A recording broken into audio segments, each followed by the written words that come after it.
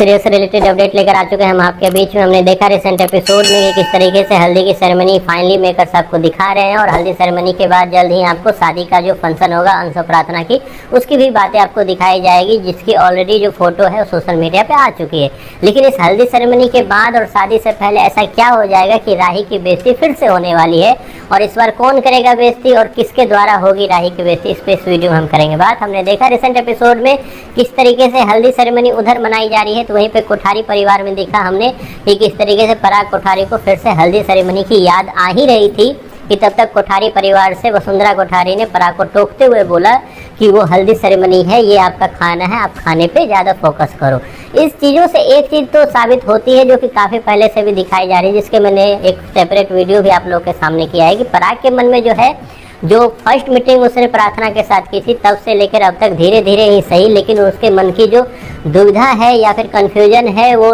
Clear होती हुई दिख रही है। और जल्द ही इसी चीज़ के नतीजा आपको ये मिलेगा कि पराग जो है वह जो अंश प्रार्थना की शादी है उसमें वो आ जाएगा और वो सबको चौंकाते हुए उसमें पहुंचेगा। लेकिन इसी चीज़ से रिलेटेड हमने सेपरेट वीडियो भी आपके सामने की हुई है कि पराग किस तरीके से अंश प्रार्थना की शादी में पहुंचेगा और वहां पे जाके जो प्रार्थना का वो कन्यादान भी करता हुआ नजर आएगा। लेकिन इन सब में राही कैसे फंस गई, इस सब में जब भी पराग वहां पहुंचेगा तो ख्याति और वसुंधरा को ऑलरेडी गुस्सा आने वाला है, जो कि ऑब्वियस थिंग है। और इसके पीछे की वजह जो है, हमेशा की तरह ख्याति जो है वो राही को बताएगी, क्योंकि राही ही एक वजह, उसके सामने एक सॉफ्ट टारगेट अगर है तो राही है। और वो ये बोलती हुई नजर आएगी कि तुमने ही पराग जी को इस चीज़ों के लिए मनाया है, इस चीज़ों के लिए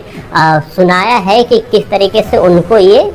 पराग को इस शादी में आना चाहिए, और इसके लिए उसको काफ़ी ज़्यादा सुनाया जाएगा राही को ख्याति और वसुंधरा की तरफ से, और उनको बताया जाएगा कि तुम में और अनुपमा में कोई डिफरेंट है ही नहीं। जिस तरीके से वो धीरे धीरे अपनी ही जड़ को काट रही है, उसी तरीके से तुम भी वही काम कर रही हो राही, तुम कभी भी हमारी हो ही नहीं सकी। जबकि राही ये मन ही मन सोचती हुई नजर आएगी कि मैं किधर जाऊं, उधर तो मैंने ऑलरेडी नफरत बो रखे हैं, इधर जो मैं प्यार की फसल उगाने की कोशिश भी कर रही हूं तो इधर भी मुझे वही मिल रहा है जो मुझे उधर से मिल रहा है। तो इस चीज़ों में राही काफ़ी ज़्यादा कंफ्यूज नजर आएगी। लेकिन ये जरूर है कि राही बलि का बकरा बनने वाली है। राही को फिर से सुनाया